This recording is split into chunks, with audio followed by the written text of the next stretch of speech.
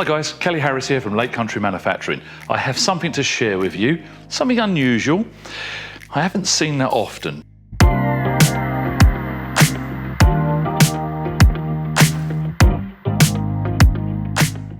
Let's start with some context. I teach a lot of pupils, and my training courses, I try and teach more random orbital polishers nowadays than rotary, because in my experience, that's a long time I've been polishing cars, rotary can be used less and less for cutting.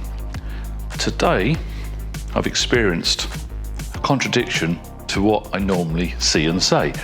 I've had to use a rotary with a heavy cut pad. Now, my go-to for a random orbital polisher would be our HDO Microfiber Pad. And generally, that has a serious cutting ability that is adequate for pretty much most of the normal defects. In this case, we've got quite a tough clear coat with some quite severe etching. Now, etching can be raised or can be into the clear coat. So I've done a little test area with the microfiber. It hasn't really hit this sort of etching marks. So it makes sense to step up to a wall pad, because if you're experienced with detailing, and if you're not, I'm going to explain now, a rotary generally will be more aggressive than a dual action machine or a random orbital polisher. And a wall pad would generally be more aggressive than any foam pad, but quite often can run cooler. There's a bit of a benefit here of the purple foam wall pad. It's a hybrid. Now, I did go with this pad, same compound, on this area here. And there's been an improvement. Now, for efficiency, I'm like, I don't want to keep going over this panel multiple times.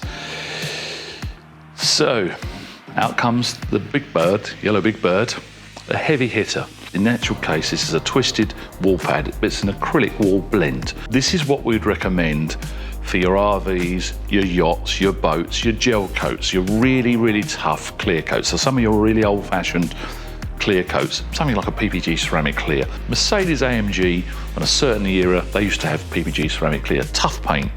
Now, I did a one pass here to give it a test. That's literally one quick pass and stop. Didn't really try and diminish the compound down or work it, I just want to see. And that, I can see, is pretty much done. There's the tiniest defects. So what I've done, that's the combination I need with a rotary machine. So I switched up over there to that combination and just spent a long time. When I say long time, that was a short pass. I lengthened my time, put a little bit more compound on, but it's one pass over there.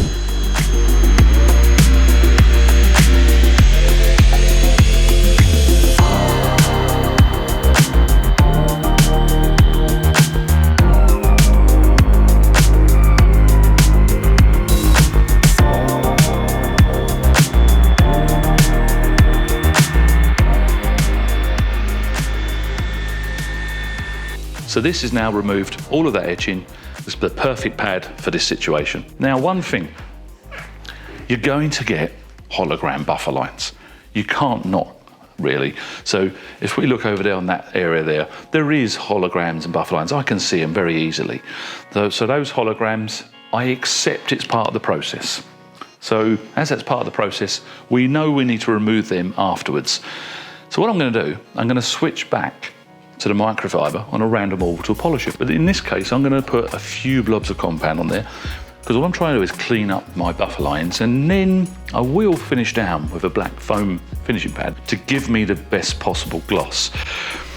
I have the rest of this bonnet hood to do. I am just over halfway through the roof. The roof was just as bad as the panel here. I've got some tricky little areas. I'm going to have to do a lot of masking for an A-pillar. Now, another unique thing about this type of wall pad we make, you've got this curved edge. Now, some of you might think this is really odd, but I'm actually going to use this on the curved edge.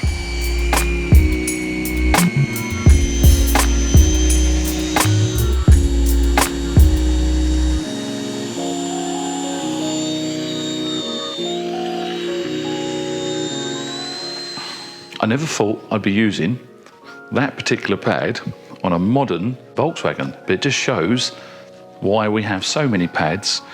And when you make the assumptions you don't need a certain pad anymore, you might just need a pad like that in your arsenal.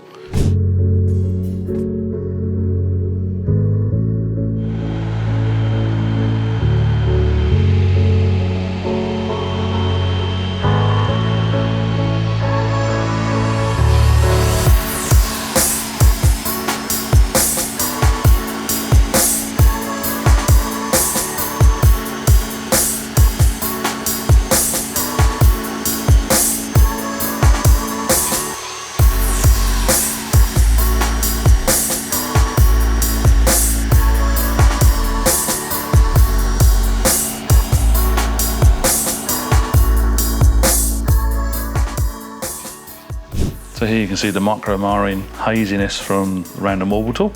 And then we come over to here, and that's the hologram or buffer lines you get from a Rotary. More so when using a heavy cut combination or any sort of heavy cut wall pad, you're bound to get those type of defects. So I've now completed the hood in the sort of medium stage, or let's call it the second stage or the middle stage. There's 3 stages to this correction of this etching. We had the wall pad, which gave me the buffer lines. I've now gone over the entire hood with the microfiber pad, which is left as the micro hazing. I now want to remove that micro hazing, and I want to give you a demonstration of a great 50-50 and why a finishing pad, or the refining, or some people call it jeweling stage, I think on a dark colour like this is well worth it. So my weapons of choice is obviously the Udos 51E, P1 mode. Quick explanation why P1 is a smaller orbit. That's a 12mm orbit, 15, 21. We want a smaller orbit to give us a light cutting action. We want refining. And I've actually gone slightly unorthodox. I've gone with a forced foam pad, the black foam pad, the finishing. It's the same foam as our HDO and SDO pad. I've just gone for the forced pad in this case because it's got a softer feel to it. It's a very plump pad. So when I go over the contours, it sort of flows slightly nicer. So all that's left to do now is to refine half this hood and then show you on camera what the results are like.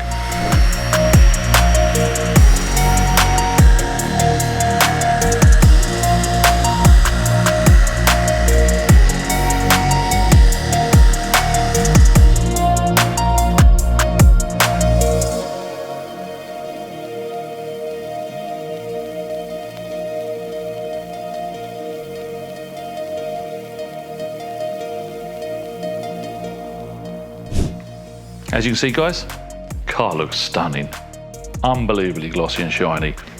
Recap, this car came to us wrecked with some fallout on the surface. It's actually swollen the paint up. So of course we had booked this in for wet sanding, but a little bit of testing, and this is the top tip here, before I went straight with sandpaper, I tested a few of the pads in our Lake Country range and ended up thinking, I know what's going to work here.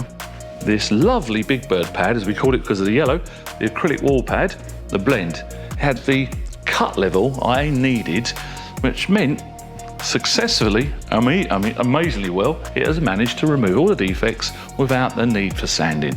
Great result, great success. Thanks for watching, stay tuned, tons more shiny cars coming.